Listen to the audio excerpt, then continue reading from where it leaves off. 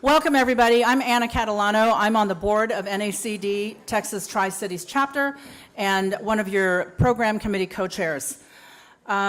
Really excited to be here today to kick off our first program in 2019. Hope everyone had wonderful holidays and Happy New Year. I think we can still say Happy New Year since we're seeing each other for the first time. Before we begin, I want to acknowledge our board and advisory boards. Without our board and advisory boards, this would never happen. If you are on the NACD Texas TriCities board or advisory board, can you just stand up so we can recognize you? Thank you all so very much.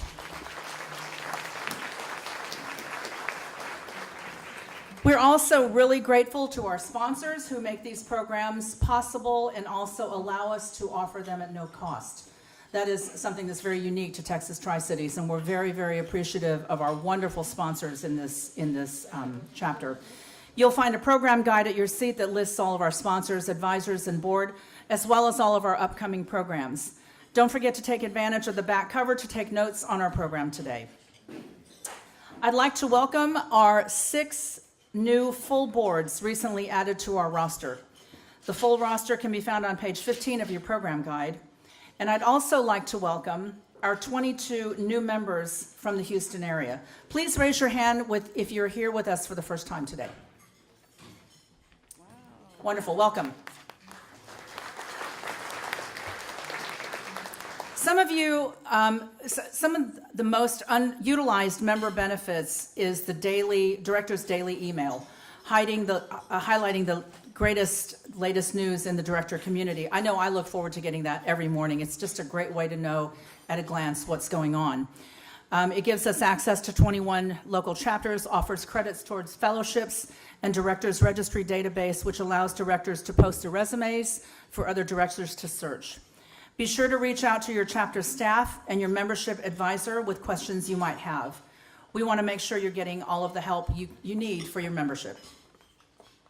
We're excited today to announce our new text to register process. Just opt in by texting NACD TTC and your name to 474747, and we'll send you program announcements to which you can respond yes to register.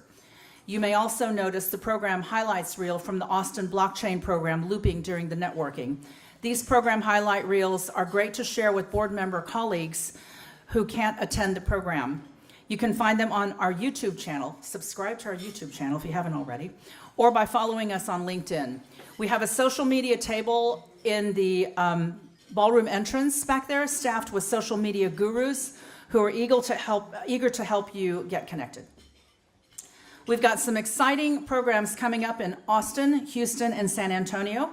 As a member, you can attend any of these programs, as well as programs across the entire 21 chapter system. As a reminder to all of our NACD fellows, chapter programs provide 2 collaborative credits and occasionally skill credits. Today's program provides members with 2 collaborative credits. Okay, so now that we have the official business done, it's time to introduce our speakers. We've got a wonderful panel today. Nora Denzel serves as director of Ericcson, AMD, and Talend Software. She's a member of Ericsson's Technology and Science Committee, chair of AMD's Compensation Committee, and member of Talend's Audit Committee. So she covers all the committees. Nora served as an interim CEO of Redbox in 2015 after retiring from Intuit, makers of TurboTax and Quicken, probably well known by a lot of people here in the room, where she was SVP of Big Data. She's currently vice chair of the Anita Borg Institute, a not-for-profit organization dedicated to increasing the number of women in computing. Holding a bachelor's in computer science and an MBA from Santa Clara University, Nora was named in 2012 CIO magazine as one of the 10 leading women in technology. Business Insider named her as one of the top 25 women engineers. Welcome, Nora. A little tidbit about Nora that I found out. She has 100,000 pets. Is that right, Nora? Because they raise bees. And she told me, she said, we don't name them, but they're all ours. Denis Browne is Senior Vice President, Head of SAP SuccessFactors Imagineering. The Imagineering team works with SAP customers and partners to explore disruptive technologies, business models, and market opportunities across cloud computing, mobility, user experience, and new markets. Prior to joining SAP in 2006, Denis spent several years as an entrepreneur, founding or co-founding 3 startups. Before that, he held senior level positions at an 8-year stint at Oracle. And a bit of trivia about Denis is that after the dot-com bust, he took 14 months, I think he said, off and went and traveled the world and visited 30 countries. I call that his grown-up gap year. And finally, our moderator today, my good friend Peter Bryant, is not a stranger to this chapter. He was the person who was instrumental in helping me bring John Hickenlooper to speak here last April, for those of you who attended that very interesting program. Peter is managing director at Clareo, an advisor to executive teams around the world on topics of innovation and transformative strategy. He's director of the Development Partner Institute, a not-for-profit organization that works with industries in the area of social and environmental impact. He's also a fellow co-founder with me at the World Innovation Network, which is a network that convenes leaders from corporate, not-for-profit, academic, military, and artistic walks of life annually to explore collaborative opportunities. Peter's an active speaker around the globe, has advised many companies including BP, GE, Giant Eagle, Rio Tinto, BHP, Baker Hughes, just to name a few. He holds a bachelor's degree from Victoria University in Wellington, New Zealand, and is a chartered accountant. He's served on many boards, both private and public, in the tech sector.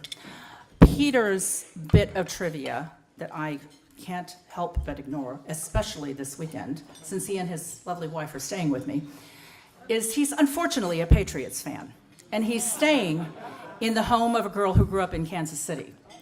So he's being very wise and leaving on Saturday. I was hoping he was going to stay and watch the game with me, but he won't do that. But Peter, go Chiefs. With that, I'm going to invite our speakers up and look forward to a great program. Thank you.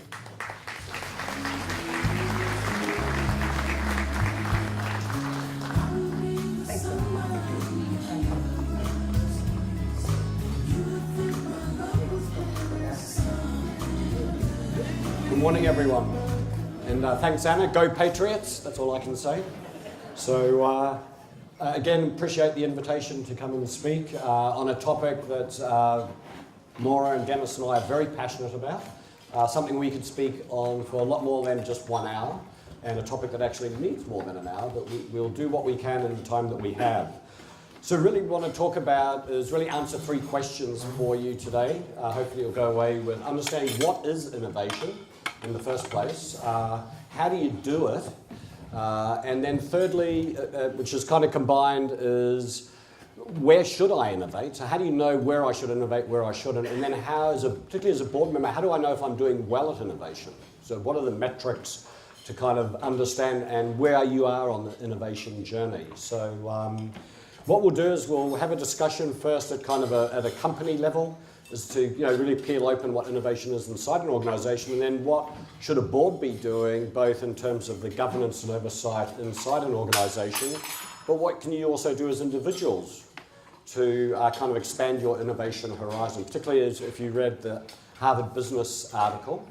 Very surprising, 5,000 directors, and innovation didn't even hit one of their 3 top priorities, when it is certainly a top priority inside organizations and for executive teams. So let me just tee it up with, we all have our views of innovation, but just to level set, what is innovation? So what it is not is the creation of new ideas. It is not new ideas. Innovation is about a change, doing something that creates a new level of performance and value creation in a business. So that's the definition we'll use today. And of course, idea generation is part of that, but I think too many people get stuck in this world of, oh, it's about new ideas, I've got lots of those. It's about new value creation inside an organization. Okay, and secondly, it's not just about technology. I think that's where people get hung up, and particularly everybody looks at the Valley, where Denis and Nora are from. I'm from Southern California, so we're kind of all parachuted into Houston for this. It's not just about technology, and arguably business model innovation actually creates more value than technology innovation. Sometimes they're combined. So what I'm going to ask both Nora and Denis to kind of address as a kickoff question, then we'll just have a fireside chat conversation, is there's massive disruption going on. It doesn't matter if you're capital-intensive industries, whether you're in the retail industry, disruption is coming your way. And I find capital-intensive industries feel they're protected from disruption. Oh, nobody can disrupt us. You know, it's capital-intensive, takes 10 years, we're immune. I don't think that is the case anymore. We need to kind of break that thinking. But incumbent companies, particularly those that aren't in the tech industry, are really challenged to do innovation well, do it on a sustained basis, and in a way that generates value, and in a way where an organization has what I call strategic patience. So I'm going to ask Denis and Nora to talk about is, why do you think, in your view, companies are challenged to do this and do it well? So what are you seeing? Yeah, thank you. First, I have a disclaimer. I caught a cold at CES. I don't know if any of you came to CES, but I don't know anyone that doesn't get sick after it's a consumer electronics show. So they say what happens in Vegas stays in Vegas, unless you catch a cold. Yes. It comes with you. And I'm going to do a blanket excuse me in case I do anything bodily with my cold. That's I'm good. just going to say excuse me once because I think I don't want to say it anymore. Thank you, Nora. I was raised right, but You were raised right. but I don't want to. Okay. So your question was, why don't companies do it well? There's a lot of reasons why. To me, there's three types of companies. Some companies started out innovative and they continue to be innovative all the time, like Salesforce is a good example. Yeah. Some start out with a bang, Microsoft, go through a near-death experience, and then they came back. I mean, who would have thunk that? Exactly. There was a time when no one wanted to work there, and then everyone wants to work there. And then there's, like Intuit was one of those. I came in when we were down and we turned it around in innovation. And then there are some, unfortunately, that we don't talk about anymore, Kodak or Polaroid, although I did see Polaroid at the show. So why do incumbents typically not? I think one is there's this thing called status quo bias, and I think a lot of boards as well as incumbents have it. So I'm in whatever industry I'm in, healthcare, oil and gas, whatever. I know it really well. I'm surrounded by 30-year veterans that know it really well. Harumph. These software guys, they can't have better data than us. You know, we own assets. Software people can't eat that. I mean, we've got hotels, god darn it. Like, who's going to come in to that? So I think there's this thing called status quo bias. The fact that you know too much. And so that's where diversity comes in. Diversity of thought, somebody from an orthogonal thing. There's also a short-term focus, and I think investors help and don't help in that. When I was up at Redbox, the investors, you know, they shorten the hell out of you, and then they say, I mean, they vote that your stock's going to go down every morning, and then they also tell me right away, we don't want you to be a PE firm. See that cash on your balance sheet? Could you just put that to us? Either buy back your shares, prefer not to have a dividend because it's a taxable event. So we're under extreme pressure, especially every quarter, to say, you know, we want to behave like, you're going to hear what Denis's job is, we want to behave that way. Investors are saying, no, we behave that way. We have a portfolio. You don't try anything new. Stay in your box. And then the third thing, and I think what we'll get into more today, especially with these guys, is a lot of people just don't know how. Software companies could do it because we have no marginal cost to create the next copy. So we can do a lot of experiments, low cost, fail, and then we just need one hit. It's a publishing company. As long as we're number 1, 2, or 3, we're very profitable. But if you didn't grow up that way, and you have this process where we put a spec together, we design, and we do oil exploration, it takes forever, and you don't understand how long we need end-to-end to design an engine, you don't have the mindset and you don't know the processes, and I think there's a lot of failure before you catch on that innovation is coming and disruption is coming, and it'll get there. So those are the three big things. Great, thanks, Nora. Very insightful. Denis? Yeah, I think I'll take it from a different perspective, from the inside out point of view.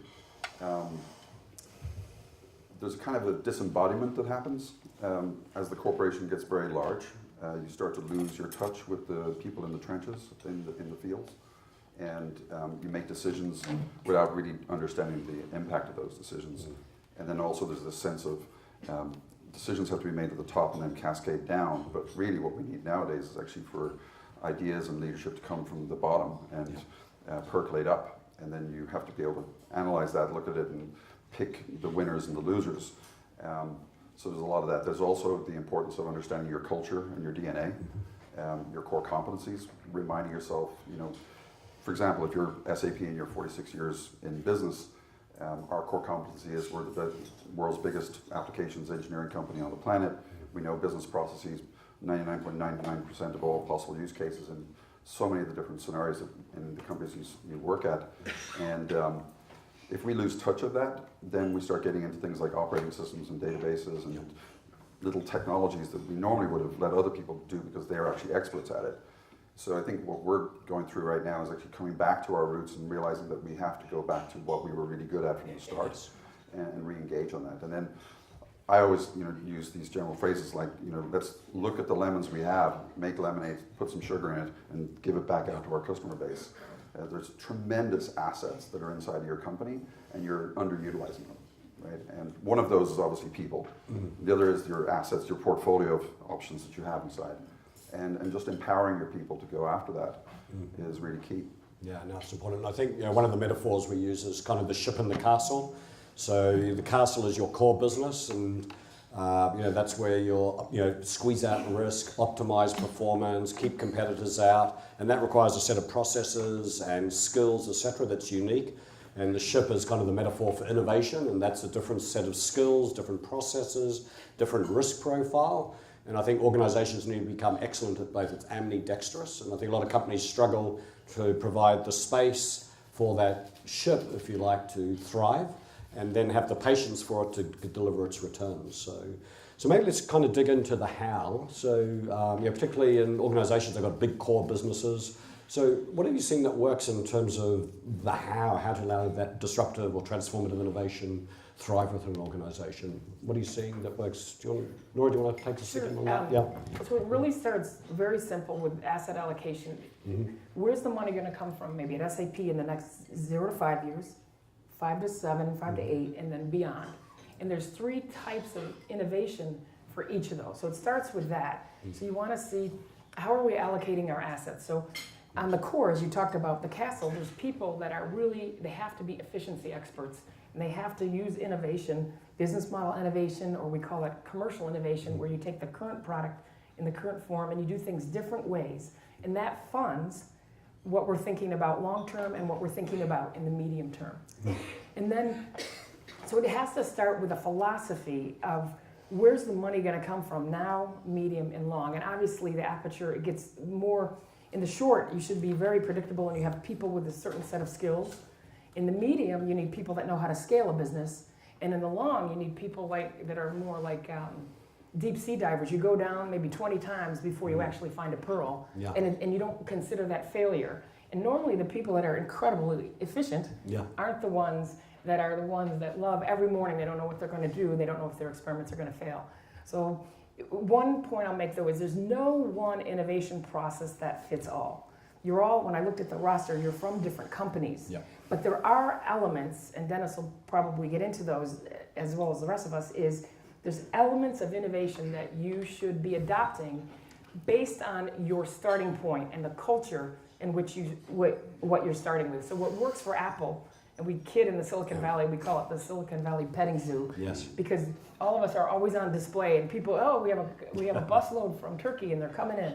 And so stroke us. Look at these cute entrepreneurs. Rubs off. We set up all these booths, we do poster sessions, and they feed us, they throw food in. And you make sure you use Post-its and Sharpies. And we tell them, don't feed us, this is what our stomachs will look like when they... By the way, Dennis is a big innovator because he's not wearing a tie. So anybody that leads innovation mustn't wear a tie. Actually, and so you don't want to just say, look, Apple, I heard Apple's got Sharpies, Post-it notes, and they have 10% time, so I'm going to adopt that. Yeah. There isn't one process. If there was one book, we would not have the session. We'd say, read the book. It all depends where you're starting from and what your needs. Innovation is in service to something. So what is it you're trying to do? You have to start with. Then you have to have a philosophy of how to innovate, and then you can set it up. Yeah, that's brilliant. Yeah, the strategic context is really important. Huge. Oh my goodness, yeah. Let's innovate. Yeah. Yeah, I mean, there's so many different ways to look at this.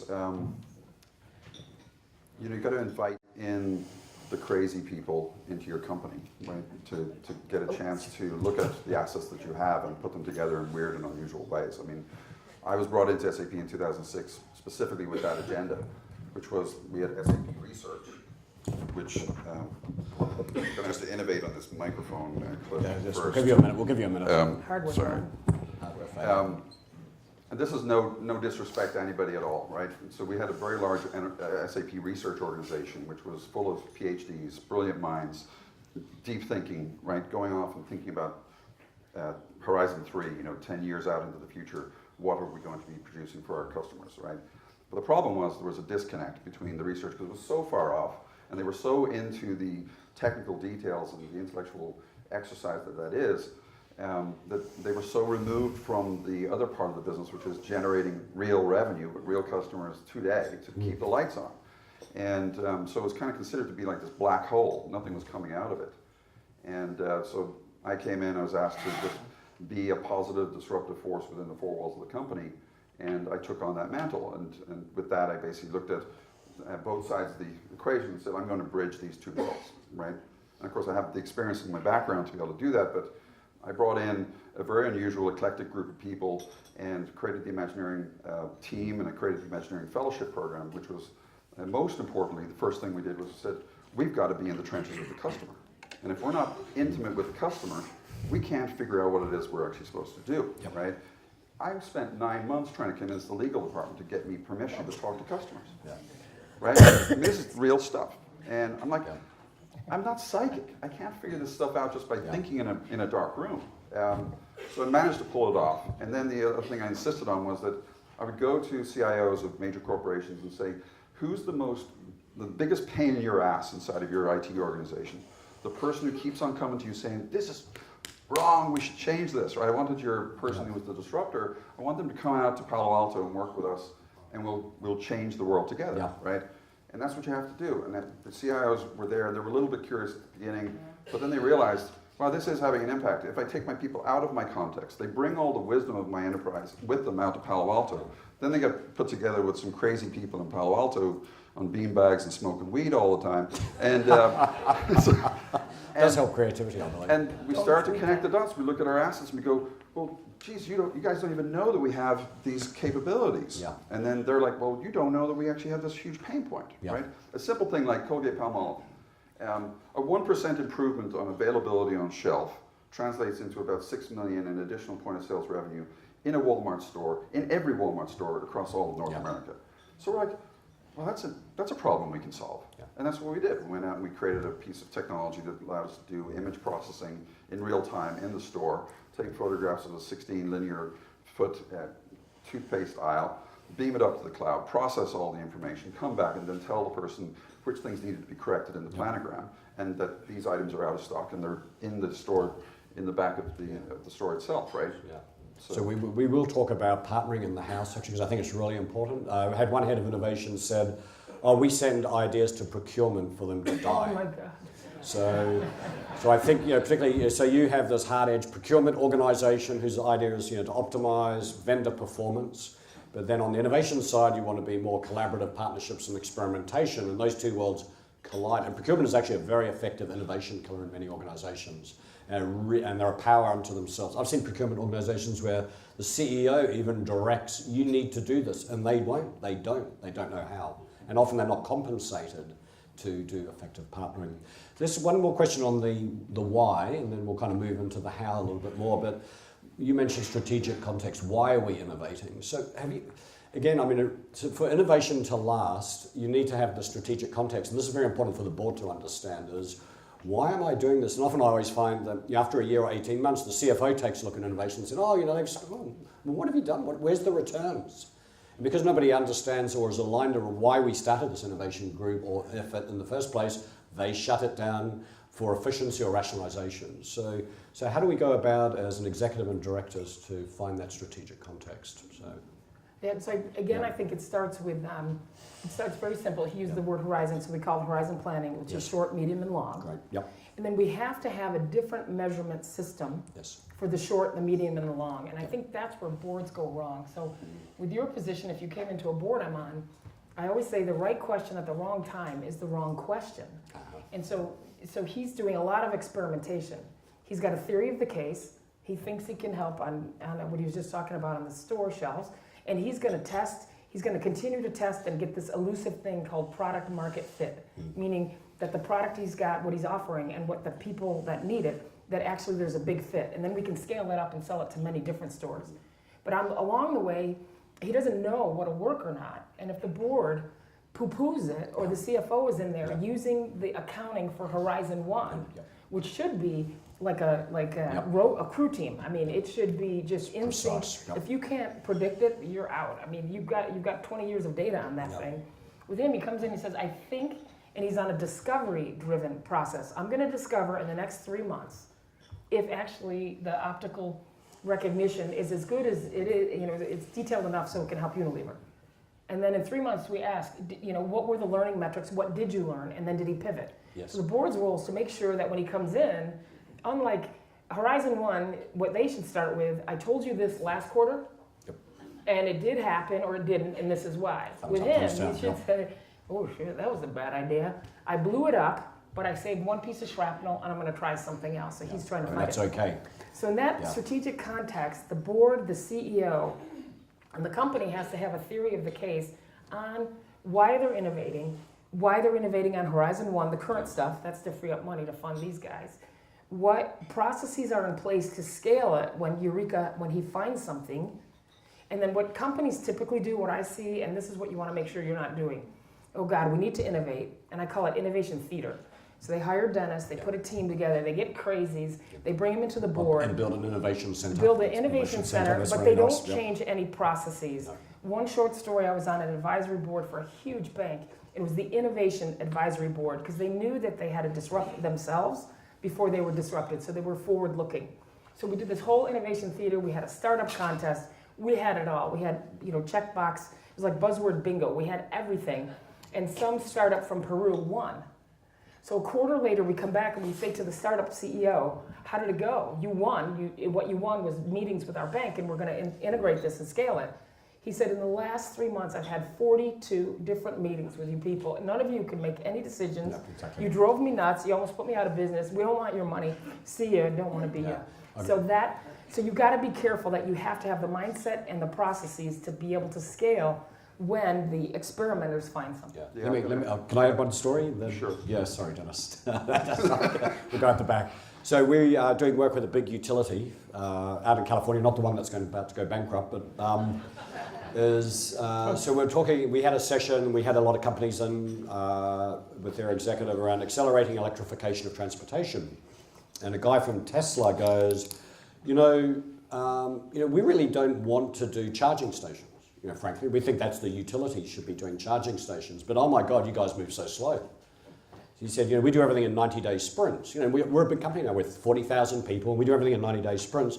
You guys, in 90 days, I mean, if you could probably put together a 50-page report, but you can't decide, you can't do anything, and you're just so slow.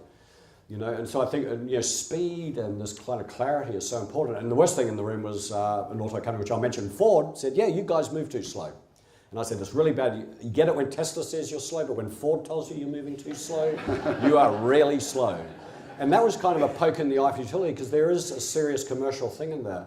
They, if you think about it, I mean, the CEO was in the session, which is important, right? So 2 days, the CEO stayed in a room, said, oh my God, we're just leaving a commercial opportunity on the table because we're so slow. That's a huge business opportunity that we'll never get our hands on. So I think, and we'll talk, speed is so important, clarity, different metrics. So Dennis. Yeah, I want to share, so I've built 5 products in the last 11 years for SAP, and that is not trivial pursuit. It's you run a Trust me, I've known Dennis. I've got a lot of scars on my back, and my hair was a lot darker when I started. So what I don't think people fully understand is you have to have staying power and commitment over a long stretch of periods. If you're in a large enterprise company, it's going to take much longer than you think it's going to bring about that next great innovation, right? And so you have to have people that understand that. And what I've discovered in the last 12 and a half years working at SAP is that when I initially went in, I thought, okay, this is great. There's going to be a framework, right? And Horizon 1, 2, 3, and there's going to be this nice thing that'll happen that we'll come up with a new innovation idea, and then we'll hand it over to a business unit that actually is in that space, and they will take it from us graciously and move it out into the market and scale it.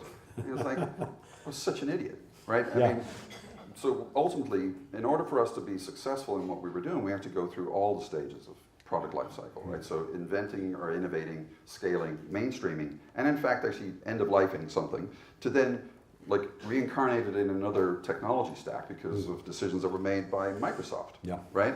So we had built our first version on Microsoft Silverlight, and then we were out in the market with the product, was selling really well, And then Microsoft says, oh, we're going to end of life Silverlight, and it's going to be shut off by 2020.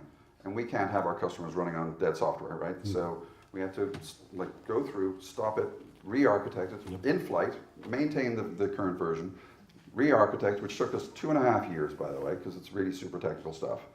And the whole thing, the product has gone on for about 8 years. It takes that long to actually gain traction and adoption and deployment and success with your product, and we're now on version 3.5 or thereabouts. And during that process too, I was sharing with Nora and Peter that the board made a decision that they would actually include the software in the existing license of the customer. So what did that do to us, right? So we're there, our revenue's like this, so there I could stand and say, we are a profit center, we're making good money, I need a little bit more investment into my team to scale to the numbers that we have to, and then all of a sudden, shot in the head. Yeah. I mean, the sales team, I joke about this, they got slits in the back of their necks. If you keep putting coins in, they'll talk about your product, right? If you don't put the coins in, they stop talking about it immediately. Yes, funny that. So we just went whoosh, like that. So then the team that we were working on trying to find a team to transition it to, that team said, oh, the business case just blew up, we're out. Yeah. Sorry, Dennis. That's good. Yeah. So I had to basically make a decision at that point in time with my team. I said, guys, we're after spending 3-4 years of our lives on this thing. Yeah, no, exactly. And it's already having success with our customer base. Are we just going to walk away from it and then get the Post-it notes out again, the Sharpie pens, and start talking about innovation? New ideas. It's like, no, because all of us will be sitting there going what did we actually impact in the world? Yeah. So we had to make a decision. So I made the decision with the team that we would take the product back, we wouldn't transition it out, and we would own it. Yeah. And I had to go and then figure out with my team again, how the hell are we going to help our customers find out that this technology exists, because salespeople won't talk about it anymore. Yeah. And the revenue's gone to zero, so how am I going to get the extra investment that I need? Yeah. So what I had to do was say, okay, well, the nice thing we have in SAP is we've got an enormous partner ecosystem of systems integrators.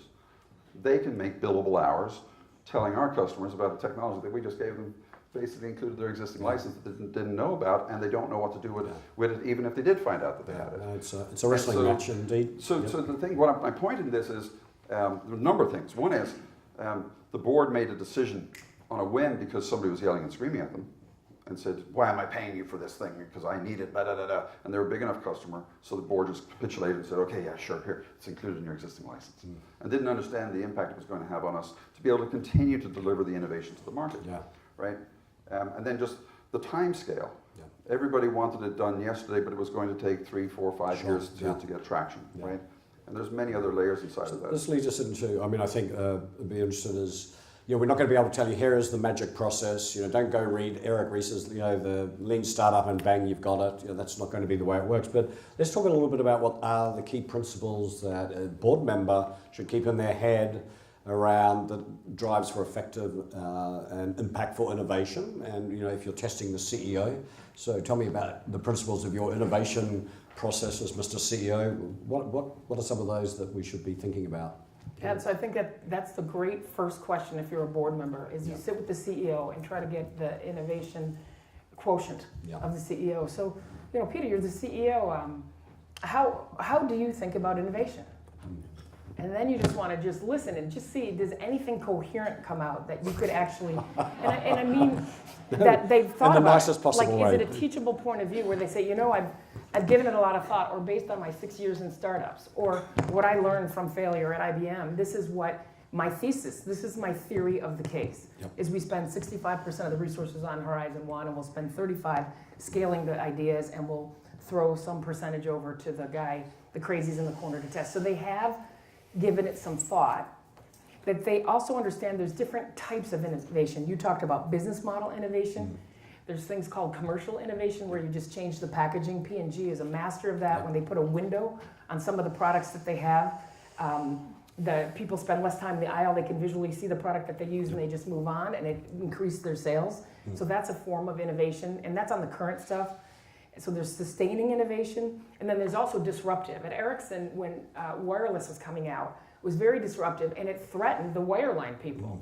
What if people just had a wireless phone? It'll kill our business model. So luckily they had forethought at Ericcson, and after the wars, they were killing the young. Every time somebody talked about wireless, they would just whack-a-mole and push them down. So they ended up having to make a separate headquarters for wireless, and they weren't allowed to speak to the other ones and compete with themselves because they knew that if they did it, someone else would, and at least it'd be another company taking all the profit. So they might as well take all the profit out of the landline themselves. So that's one organization structure that worked because of the type of innovation.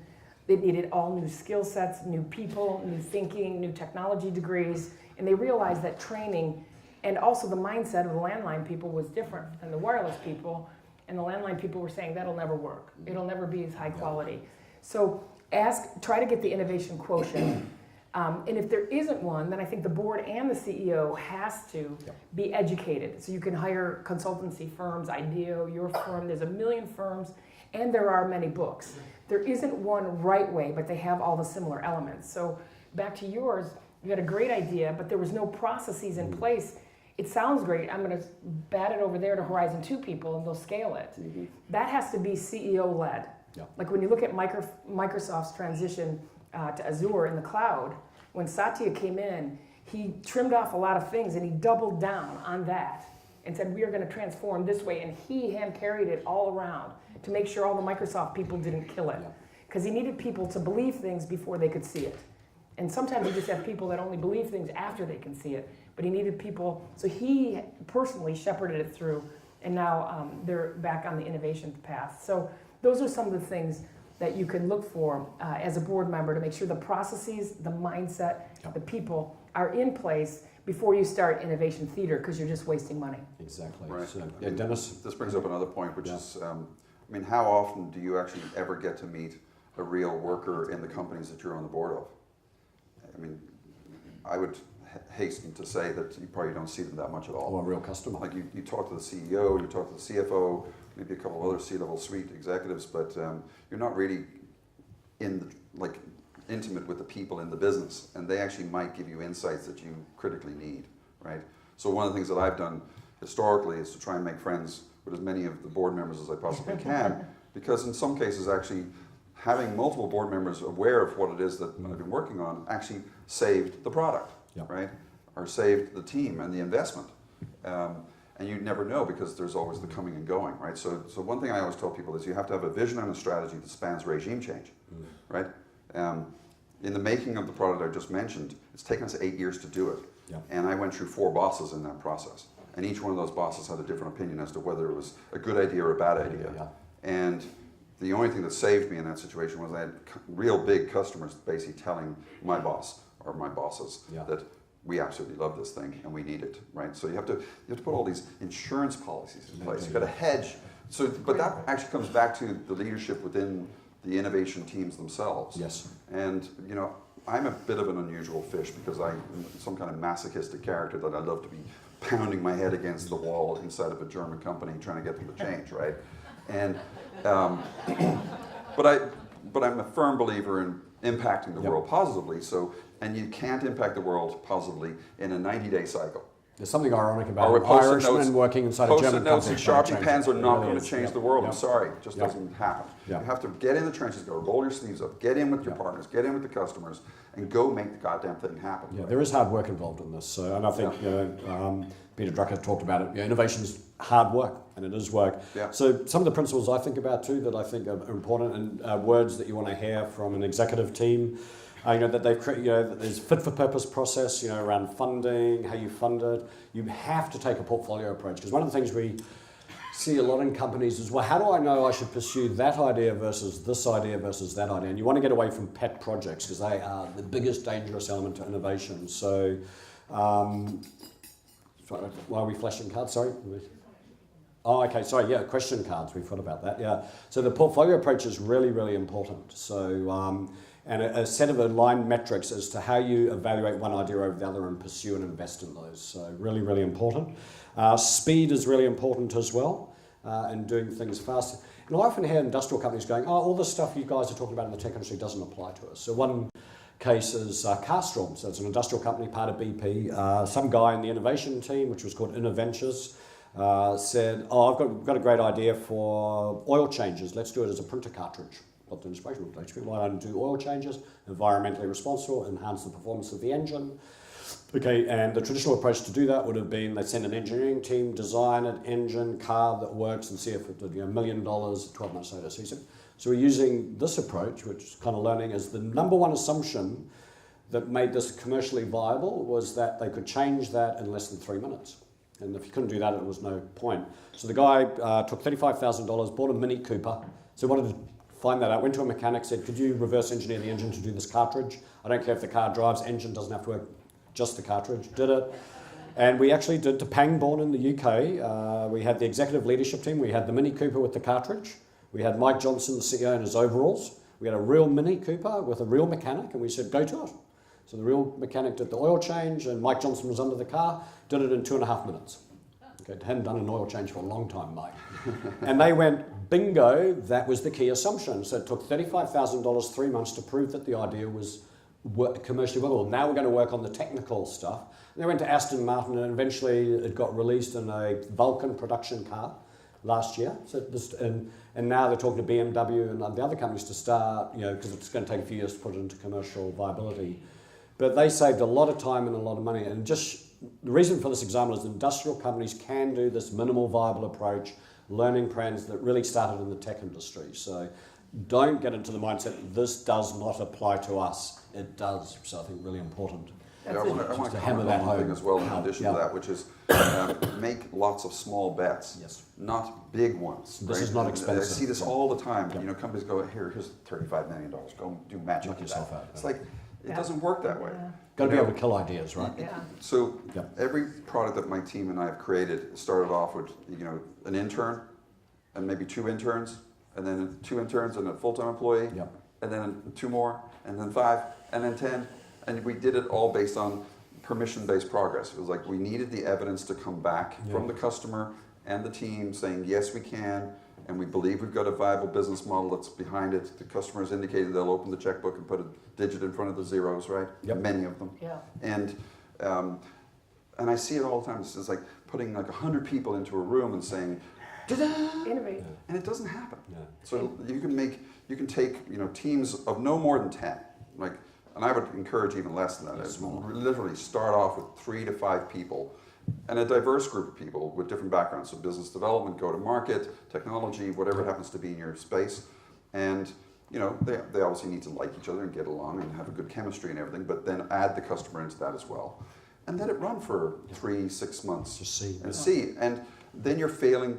You're failing early, failing often, which is the buzzword in Silicon Valley, but you're also failing cheaply, which then doesn't penalize other people who may actually be also trying to come up with something innovative and their funds run out because you spent it all in one place. So there's a key phrase to take away, which is in your core business, you manage the rate of failure, okay? So and not the cost of failure. So and in innovation, you want to manage the cost of failure, not the rate of failure. Because in the core business, you don't want anything to fail. Right, that's bad. Yeah, go meet some Germans. Very different. Sorry? Meet Germans. Meet the Germans, yeah. They always have to be right, and they hate failure. Yeah.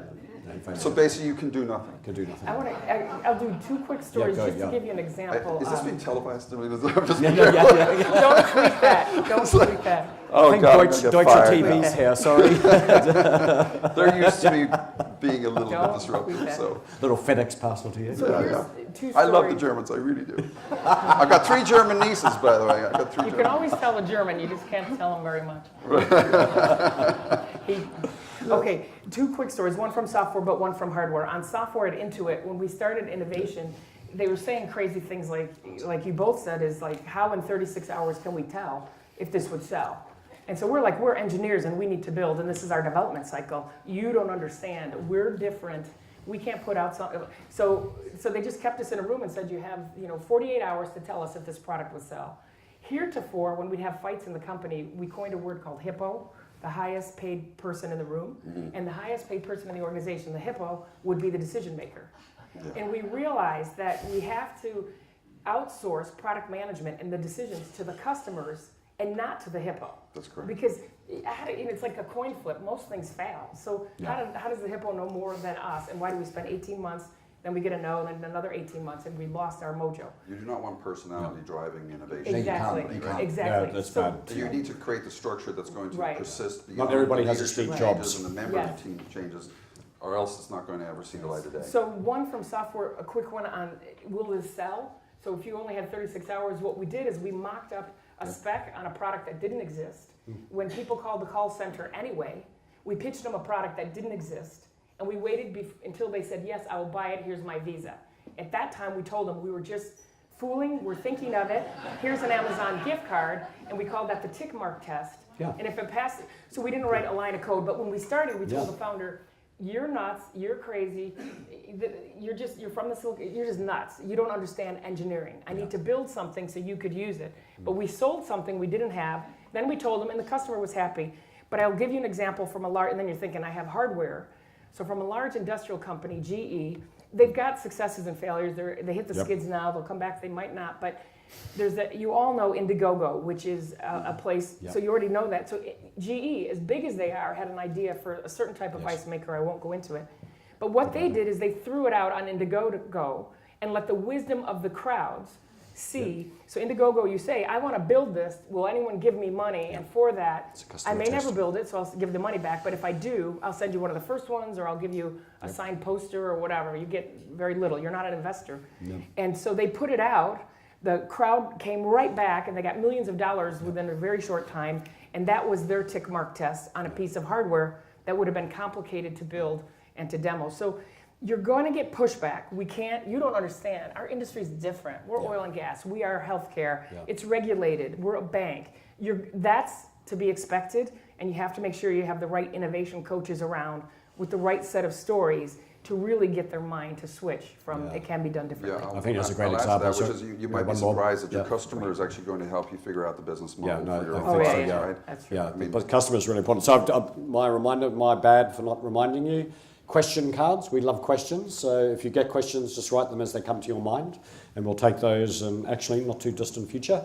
How about, let's move along. So let's say we've done innovation, the corporation's figured out how to methodically and systematically get ideas, investigate them, go through everything we've just talked about. I'd love to work at that company. Now into the, exactly. We'll find one eventually. But then this transition, which I call, in startups it's the valley of death, but I think in big companies is, we get that and we've prototyped it, but we fail in the scaling. So whether you're a company producing a product or service, you put it into the market and the thing just goes, it's the head of innovation at Estee Lauder always called that the deflated balloon concept. If they get all excited, put it on, it fails. And a lot of companies really struggle in this transition to adopt and scale the technology or the service. So and we've touched on this. So let me speak to that. Why don't you tackle that? Ultimately, I spoke about it earlier. What works? Built 5 products, 4 of them sank into the swamp afterwards, right? So we built the first of kind with the customers, we got the business model, we got everything figured out, handed it over to a receiving organization, and then, I mean, it created revenue, which is great, but then it just dropped off. And I struggled with it for a while, and then I realized, this is not about the people being malicious or ill-intended or not invented here syndrome that sometimes gets quoted a lot.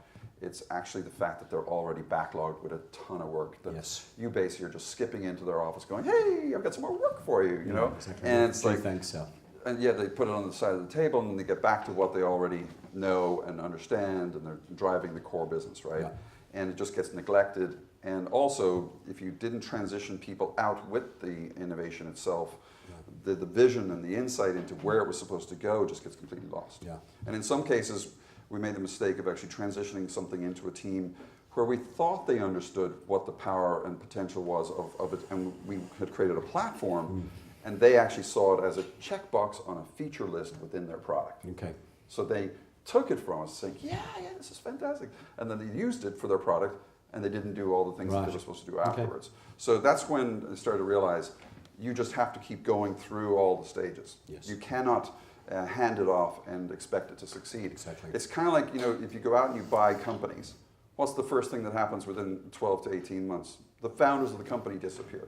And then what happens after that? The culture of the company you acquired disintegrates. And then you're left there going like, was this acquisition really a good idea?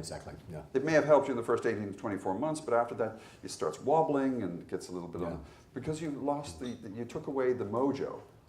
the mojo was the founders and the core team that created the product that made it successful in the first stages and then made it attractive to you to want to acquire it and bring it into your portfolio. Sure. And then, unfortunately, they leave and it all falls No, I apart. think that the handoff and the timing of the handoff is important. Nora, I mean, Intuit did some great work in this area when it recouped itself, but any Yeah. other examples? Well, that you we can- failed miserably like that Yeah. as well. I mean, so we weren't experts at first, but what happened was we learned it's got to be from the CEO tops down.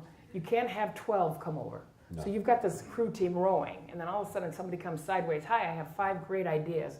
Can you do that in your spare time while you're Yeah. trying to make the P&L? Side So project. we would take one, because that was going to have demonstrable impact on the top line. And it was hand carried. And then every meeting, that's all the CEO wanted to talk about. And so it's like, oh, shit, there's a meeting, I better get my act together because I haven't paid attention to him in 8 years. So it's like, I need to figure out, I will have some progress. Yep. At Ericcson, we formed a technology committee of the board, and we make sure we see the innovators. They actually think it's a perk to present to the board because they don't know because they're so young. And we make it- As a seasoned exec, a win in the board meeting is not getting invited back. Unlike Yeah, dinner, that's it's it, like yeah. you're trying to go to this dinner and never be invited again. That's funny. But if you're invited all the time, it's not a great thing when you're the operational exec. But when you're the innovation guy, they think That's a it's big wonderful. win. Yep, big win. So we drill down. So the question I have to you as board members is, how much time are we looking backwards on the horizon one? How did we do on that quarter? Did we make the margin? What's the competitor doing? That's wonderful looking through the rearview mirror. It's like saying good job last year and 3 years ago Yeah. when you picked that. But if we're not watching the rate of failure, is he failing fast? How many does he have? How many Yeah. has he failed? Is he moving? And then spend the bulk of your time on hand carrying the one that does have product market fit. The one that he said customers, it changed their lives so profound they can't imagine it going back the way it was. That's when you know you have it. That has to be hand carried through lots of one-on-one meetings. There's no perfect process, but I do say if you have the right metrics and it's inspected constantly, and you know that you're going to be asked about it all the time. I mean, the general managers are coin operated as well. You tell me what I'm metriced on, and I'm like a dog on scent. If Yeah. I'm not metriced on that, and I'm metriced on the horizon one, Yeah, that's what I'll be focus doing. on. Yeah, So it's exactly. got to be CEO, hand carried, tops down, Yeah. and the board has to be in cahoots. I was talking to one board member who was on a car company. The CEO wanted to get into electric vehicles a lot earlier. Yeah. And the board was like, what the hell are you thinking? The money comes from here, and they felt that they were late because Yeah. the board kind of poo-pooed it. So your board and CEO has to be in cahoots. They do. And you might want to set up a separate technology committee. Company, yeah. Yeah, So one of the I things. would add to that, Yeah. which is, So- go out and get customer testimonials. I mean, Yeah. and not from the people Yeah. that are actually running the That's product. true. Customer back. You go get them So and find out if what they're telling you is actually true. Yeah. Because sometimes you'll find that it'll be dressed up and it'll be a rosy picture, Yeah. but the truth of the matter is the customer doesn't deliver quite as much as they're saying they do. So one of the things we're seeing too, so Baker Hughes has done something similar to what I'm going to describe with Exelon, biggest utility in the US, Chicago-based. So their innovation unit, they've invested they're quite progressive for a regulated utility, and they have an unregulated business. So they've created a separate organization which reports into innovation called Accelerate, so EX. And don't call it's not an incubator because that's got a bad term. So what they've done is when ideas for the transition phase, once innovation's taking it through investigation, those ideas get formed into not real, legal stuff, but they have 3 startups now. And Accelerate has its own CEO that they hired actually out of the Valley, and they put executive teams on each of these companies, and they act independently like startups, and then they'll identify at what point in time these can be transitioned back to the mainstream businesses. And DSM, and a Dutch company, it used to be called Dutch State Mining Advanced Materials Company, they go, actually we don't even have a rule that says which business, at what revenue we transition. They said that president in Switzerland, for example, he wouldn't take anything until it's $200 million in revenue. So we've got a business, we're still incubating in innovation. It's $200 million in business. The president over there, we can give him a $5 million business, he'll run with it. So the point here is, there's no one way, and you've got to be culture specific, because otherwise you'll get into this kind of rules, and companies like rules. When it gets to 5 million, we'll give it over. You can't do that because this is what kind of kills it. Let's talk about, I've got one, we've got to go questions. No, thank you. Questions? We actually have to go to questions. I do want to talk about startups, so somebody's going to do startup. One point and then we'll go to questions, sorry. Startups. Everybody talks about, if we believe a lot of innovation comes from startups, how do big companies, don't do the petting zoo, please, but how do you engage meaningfully with the startup community that's in and around your corporate ecosystem and do it well? I mean, I'm going to give you my honest opinion on it. Please. I don't think it's realistic. Okay. Right? I mean, I've had lots of entrepreneurs come through the door. What's not realistic? Don't engage with them, are you saying, as a big I'm company? not saying don't engage with them, but just be realistic about what's the likelihood of success with that relationship, right? Okay. I told this at Kin Global a couple of years You ago. did. It's like I remember this. a 49-year-old wanting to go date a 17-year-old. It just doesn't work, okay? It's not appropriate, and it's like, just don't do it. You don't know my family. But I mean, realistically, I'm just going to put it out there. I've had people come in, they're high energy, they're passionate, they've got a great idea, and they're full of go, right? And they think they want to work with SAP, and I just turn around to them and say, you can't afford the conversation. Your funding's going to run out by the time SAP's even woken up to what it is that you're talking about. And I don't mean it in a bad way. It's just like the process, the cadence of an SAP and the scale of an SAP is radically different than a startup cadence, out of a startup, right? I mean, I've worked 4 guys in a room building a startup, grew to 110 employees in a year, and then crashed and burned during the dot-com period and all that kind of stuff. So I know what it's like to be in a startup and pushing. You can't afford to accept like sluggishness in your operations. You just have to be pushing on all fronts at all times. So you have to consider whether or not your company is someone who can actually be agile and be operating at high speed to become coherent with the startup. And most people aren't honest about that. So it's really about introspection into your own corporation and asking yourself, let's be realistic. Do we have what it takes to have this startup? I'll give a counterpoint. There's a counterpoint. So you're right, and I mean that's it's an important point. And it all depends on your companies, but. So at Intuit, this is the problem. The startups innovate constantly. We couldn't innovate. We had scale. We had distribution, but we couldn't innovate. They didn't have distribution, but they had innovation. So were we going to beat them, to get innovation before they beat us to get distribution? And you've seen examples where... Well, Mint was an example. Yeah. Right? So what we did is we always had them coming through the door, so we kept current on what the heck is going out there. What are these crazy people doing? So we set up speed dating where all the GMs were in a room. We had some process to vet the startups, and then these startups came in, and then a bell would go off, and I would listen to the pitch, then they'd ring the bell. So I could see like 16, 17, 18 startups quickly. So it always kept our mind in the game. And then we'd end up buying some of our startups. And then you were saying, look, we buy them, then they leave. So we would do a reverse integration. We would say, look, I know I bought you, but that's the last time I'm going to bring it up. That's an accounting term of how that all happened, reverse triangular, whatever it all means. But you're going to lead the unit. And we are going to listen to you. And we do this thing called adopt and go. We're not going to have meetings of what process is better. We're going to adopt all the processes except finance, HR, all the fiduciary stuff. We're going to adopt that. And the startup guys are like, you're kidding me. Yeah. Like we dreamt of this moment, but no one would ever let us drive the car. And we didn't really want to stay anyway. We got our money, we went out. We're like, no. You have to stay, you little millionaire, and you're going to stay put before your worldwide trip. Right. So I think at a minimum, just put your nose out and use them only. Some people set up a venture arm. And it's really, I don't know if they return money or not, but it's to keep you current. Yeah. Get in the flow. Just get in the flow, and you might never team with one. Yeah, we have. But at least you'll hear what the crazy people are doing. Ventures. We have startup ventures. We've got SAP Ventures. We've got a whole bunch of different options for connecting with SAP. But when somebody comes to me and I listen to what they're saying and what they actually want to achieve, I'm just realistic with them and say, look, turn around, walk out the door, and save yourself, right? I'm sorry. No, I think it's fair. So we got some questions. The thing is, Intuit and SAP are radically different kind of companies, so it might have worked more. So it goes back to culture specific.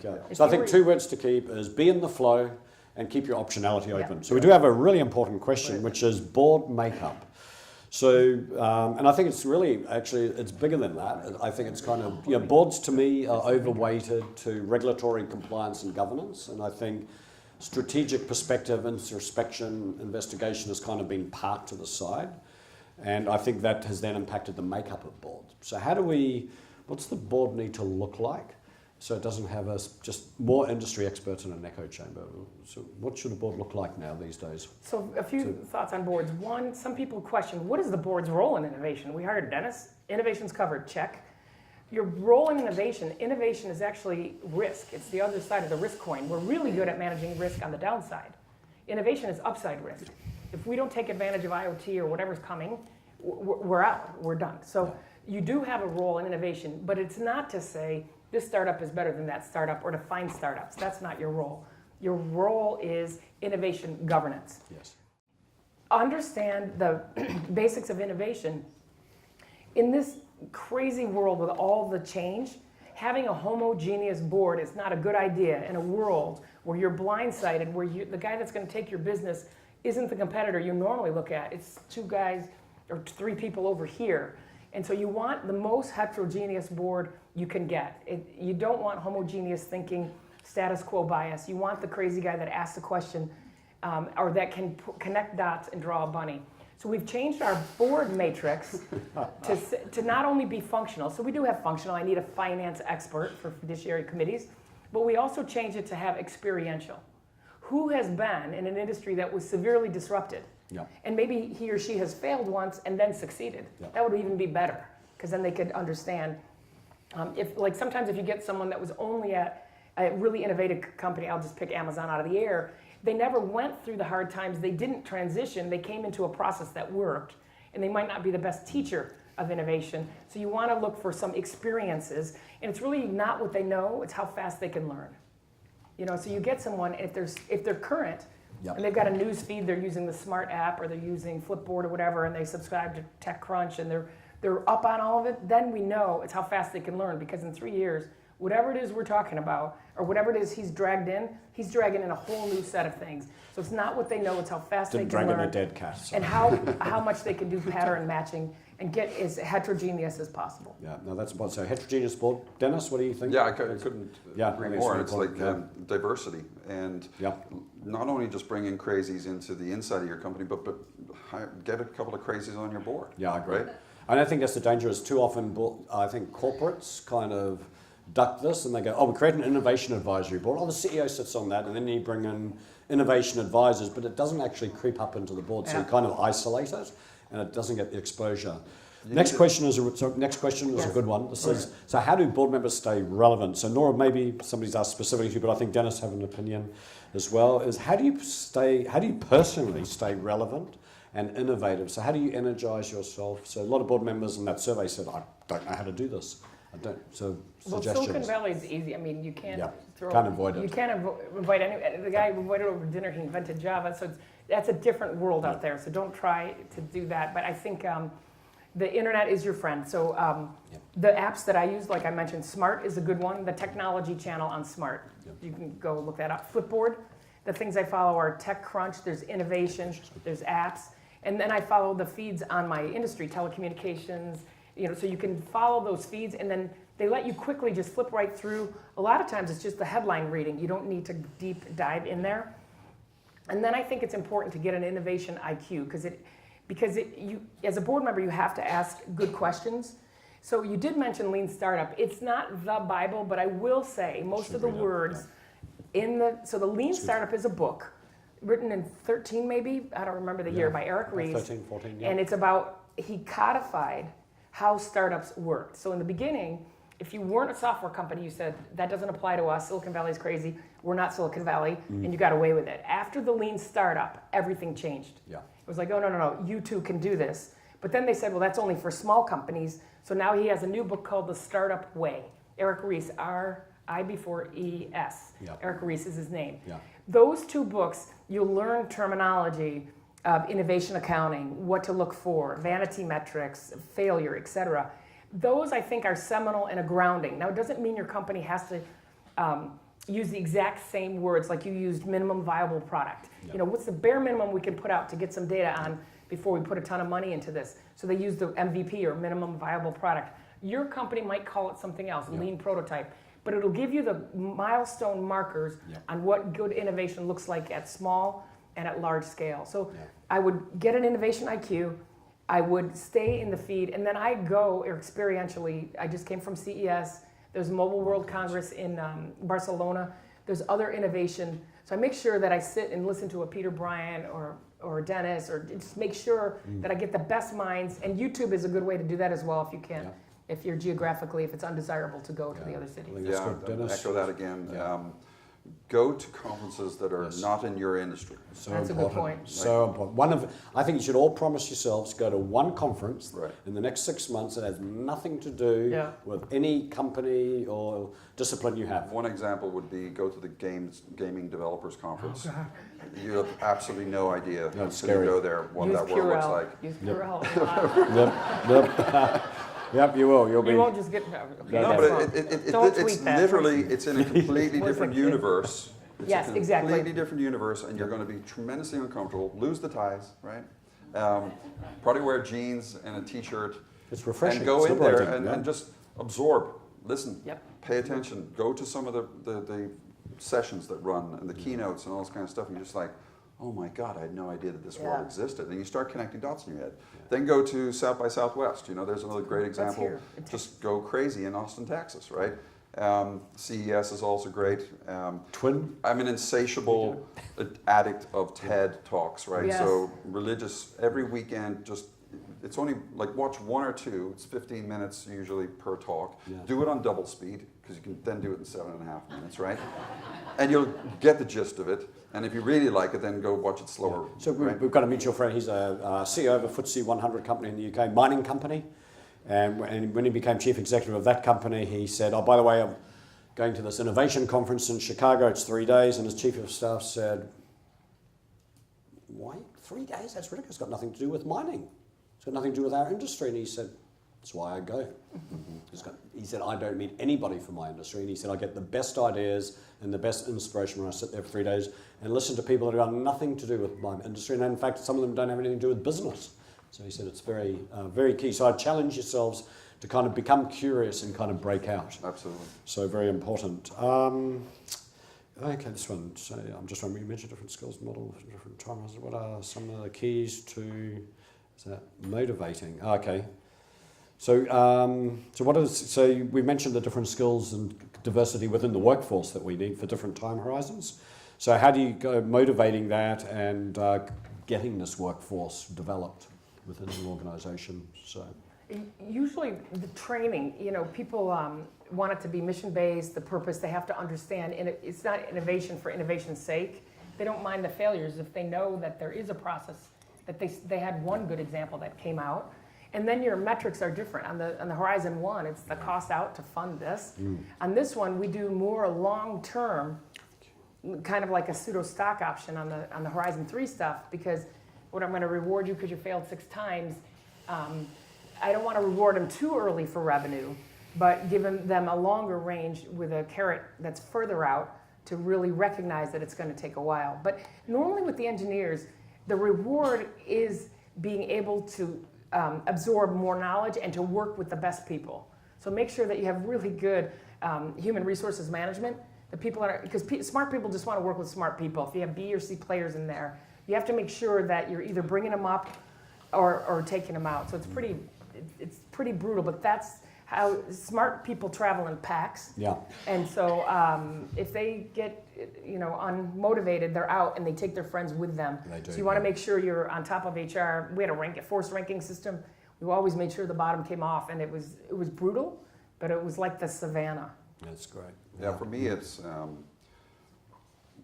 so I look for passion, curiosity, intentionality.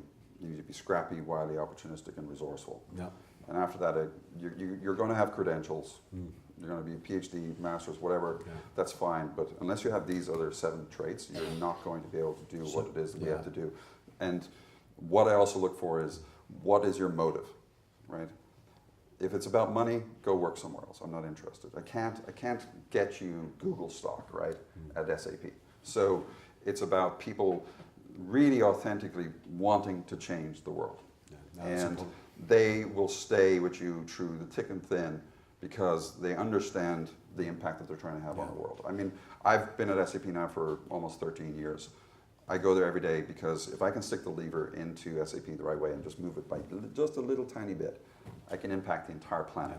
Is there any advice around, once we've got this, how do you compensate people in innovation teams differently? This is a 'Cause bit that's of a key a thing, sticking yeah. issue for me because I've been able to build 5 products over the course of the last 10 years. They've all generated more money than we've ever cost. but we're all salaried and bonused, just like regular employees within the company. And I cannot stand the idea that, you know, some little special group that has got sponsorship from some board member who's got this pet project kind of going on about let's be innovative, has decided to put special terms and conditions on these employees versus the ones that are trying to do it in the trenches inside of other business units. Because you end up creating two classes, right?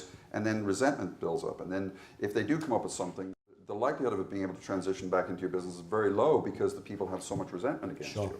So it just doesn't set up the right dynamics. I'm not saying that you can't have those kind of programs, but you have to kind of have that be separate and distinct outside of your corporation. So we talked about it yesterday, that you can't have a soft landing. That's why Ericcson set up a separate entity. Burn the boat. I mean, I've gone through 13 years of the company, seen incubators reinvented multiple times. And it's always way too many big promises, way too many compensation packages that are over generous for zero output. Right? And in the meantime, we're plowing away, polishing things over here and getting results, but we're doing it on base salary and bonus, right? And maybe some RSUs or stock options, right? But not, you know, like a Google experience, right? So at the core is basically, who are you? What's your intentionality in the world? Do you really want to make an impact? If you do, well then come and do hard work here. So I tell people, is writing 50 lines of code at Facebook better than writing 50 lines of code at SAP? Yeah, we're getting. I argue that We're getting a hook. We got the hook. it's better to do it They at said they were SAP. nice So in we're Texas. just getting I don't know about started. So I'd like to, hopefully we've answered the 3 questions that we had set out to do, and I'd like to hand over. I agree with you, Peter. We could have gone on forever. Yeah, I this has hate been to great. cut off this conversation. It's been great. I want to ask for a warm round of applause for our speakers. Thank you.